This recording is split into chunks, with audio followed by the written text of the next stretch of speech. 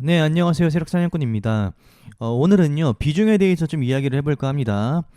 요즘 들어서 주식하기 힘들다라고 말씀하시는 분들이 정말 많이 계세요. 카페에서도 그렇고, 제 주변 지인분들도 그렇고, 갑자기 주식하기가 너무 어려워졌다. 분명히 작년까지는 돈을 벌었는데, 올해 똑같은 방법으로 매매를 해도 돈이 안 벌리고 오히려 손실만 쌓여간다라고 하시는 분들이 정말 많아졌습니다. 그쵸? 당연히 그런 사람들도 돈을 잃어서 지금 주식하기가 힘들다라고 계속해서 반복적으로 말을 하는 거겠죠. 어, 작년에 우리가 한번 돌아봅시다. 작년에 시장이 어땠어요? 시장이 올해 초까지만 해도 엄청난 랠리를 이어왔습니다. 그 누구도 이와 같은 코로나 때 이 급락을 겪고 나서 이와 같은 불장이 나올 거라는 걸 아무도 예측하지 못했어요. 제가 저도 예측 못했고 유튜브의 그 어느 누구도 이 불장을 예측하지 못했습니다. 그쵸? 이런 불장 같은 경우는 진짜 10년에 한 번 우리가 주식 생활을 하면서 경험해보지 못할 수도 있는 그런 불장을 우리는 작년에 겪었습니다. 맞죠?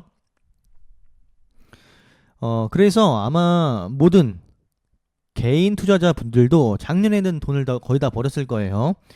작년에도 물론 이러신 분들이 있겠지만 보통은 10명 중에 8명 정도는 수익을 본 사람들이 많았을 거고 대개는 크게 돈 버는 사람들도 있을 거예요. 2018년, 2019년, 2011년 이전 연도보다 더 크게 돈을 버신 분들이 정말 많을 거라고 저는 생각을 합니다. 제 주변 친구들도 작년에는 정말 큰 돈을 버는 사람들이 많아요. 큰 돈을 벌어서 사업을 확장한다. 어떤 친구는 카페를 운영하는데 카페를 하나 더 차려야겠다. 체인점을 열어야겠다. 이렇게 얘기하는 친구들도 있었어요. 그런데 작년에 유명한 우량 종목들만 매수하고 가만히 있으면 수익 봤었죠. 근데 똑같이 이와 같은 방법으로 현재도 몰빵하는 사람들이 있습니다. 우량 종목들 같은 경우 삼성전자, LG전자, 카카오, 네이버 이런 종목들은 우량주로서 시장이 좁으면 웬만하면 올라가죠. 그래서 이때만 매수했어도 만약에 삼성전자 같은 경우에는 끊임없이 상승을 했죠. 지수 상승한 더불어 한 해 동안 삼성전자가 100%가 올랐어요. 근데 현재도 똑같은 방법으로 우량주에 몰빵해요. 유명한 우량주 누구나 알만한 주식. 그런데 지수가 이렇게 조금만 꺾여도 종목들이 살아나지가 않죠. 무슨 말이냐면 작년 한 해처럼 똑같이 매매했던 사람들, 그냥 주식에 대한 어떤 지식과 공부 없이 똑같이 공부했던 사람들은 올해 다 깨지고 있습니다. 그러니까 주식을 모르고 주식시장에 입문했던 사람들은 지금 다 깨지고 있어요. 사실 폭락장 아니에요. 그쵸? 이렇게 곳곳에 어떤 하락장의 느낌을 보여준 캔들들이 있지만 폭락장이 아니죠. 진짜 폭락은 이때, 요때, 이때 이런 정도의 깊이가 있어야 우리는 폭락장이라고 얘기를 하죠.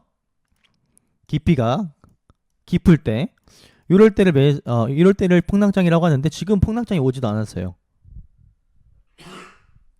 그런데도 작년에 돈 벌던 사람들이 이제는 돈을 잃고 있는 상황에 있습니다. 주식으로 돈 버는 게 절대 쉬운 게 아닌데 시장이 정말 좋았기 때문에 돈을 벌었던 것이죠. 만약에 지금이라도 이것을 깨닫고 개선 의지를 보이는 사람들은 지금부터는 뭐에 대해서 생각을 하셔야 되냐면요.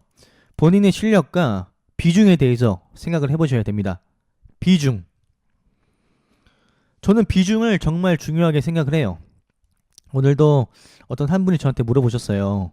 비중에 대해서 좀 얘기를 해봤는데 세력사냥꾼님 어떻게 비중을 늘리시나요? 이렇게 질문을 하셨는데 저는 그에 대한 답을 뭐라고 했냐면요. 100만 원을 꼭 100만 원이 아니어도 좋아요. 50만 원이면 50만 원이어도 되고 100만 원을 200만 원으로 만들 수 있을 때 그때부터 비중을 늘려라 라고 말씀을 드렸습니다. 100만 원이 200만 원 약 2배가 됐을 때 그때부터 비중을 늘릴 수 있는 실력이 마련됐다라고 말씀을 드렸어요. 우리가 시장을 잘 만나서 돈을 벌 수는 있어요. 시장이 워낙 강하면 우리가 매수하는 모든 종목들도 그 시장의 영향, 증시의 영향에 맞게 상승을 보여줘요. 웬만한 종목들도 다 올랐죠. 안 오른 종목이 없어요. 증시와 어떤 똑같죠. 너무 똑같죠. 네이버 폭락 이후에 급등. 폭락 이후에 급등. 너무 똑같죠. 증시의 모습과. 그래서 여러분들이 지금부터 이제 시장에 기대하지 않고 시장을 너무 기대하지 않고 돈을 벌기 위해서는 일단 공부가 가장 필수적인 요인이고요. 가장 필수적인 부분이고요. 우리가 비중에 대해서 문제를 좀 생각을 해보셔야 돼요. 비중에 대한 문제. 지금 만약에 여러분들이 매매를 하고 있어요. 100만 원이 있어요. 100만 원을 가지고 매매를 하는데 복리가 안 돼요. 오히려 이 100만 원이라는 숫자가 작아지고 있어요. 이러면 여러분들은 비중을 넣을 때가 절대 아닙니다. 절대 아니에요. 간혹 가다가 100만 원으로 하는데 뭔가 시시해서 늘리는 경우가 있어요. 근데 이렇게 늘리려면 100만 원대 이 돈을 불려갔었던 경험이 있어야 되거든요. 근데 그런 경험 없이 그냥 한 번에 큰 돈을 벌려고 비중을 늘립니다. 근데 대개 10명 중에 8명은 비중이 이렇게 작아집니다. 예수금이 박살나요. 주식은 절대 부담되는 돈, 큰 돈으로 하는 게 아니거든요. 절대로. 근데 공부 없이 돈 욕심만 있고 그렇게 시장에 접근을 하다 보니까 돈 벌러 들어왔는데 돈을 잃고 있습니다. 점점. 갈수록 잃고 있어요. 이거에 대해서 여러분들이 어느 정도 인정을 하셔야 됩니다. 그리고 또 한 가지.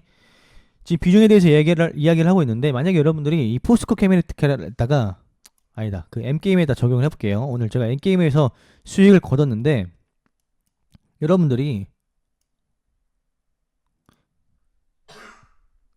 이렇게 올라갈 때 이 고점에서 매수를 했어요.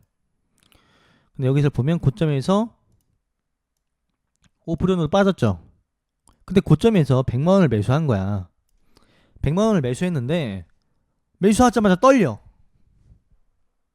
매수하자마자 막 긴장되고 심리가 요동치고 너무 불안해.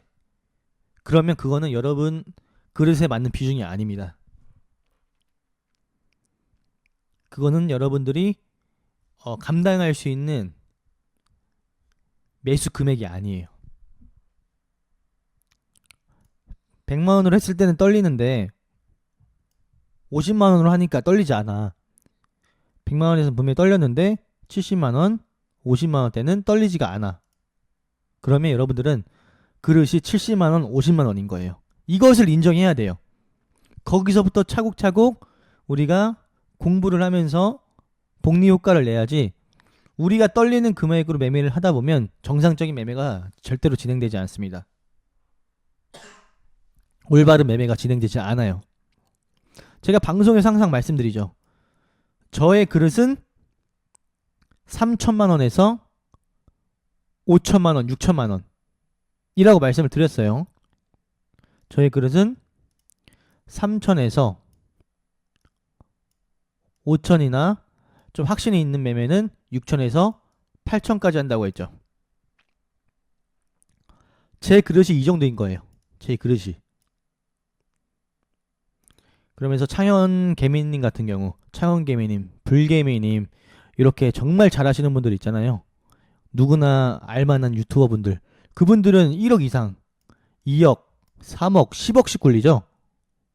그분들은 오랜 시간 동안 이렇게 매매를 하면서 이젠 이걸 감당할 수가 있는 거예요.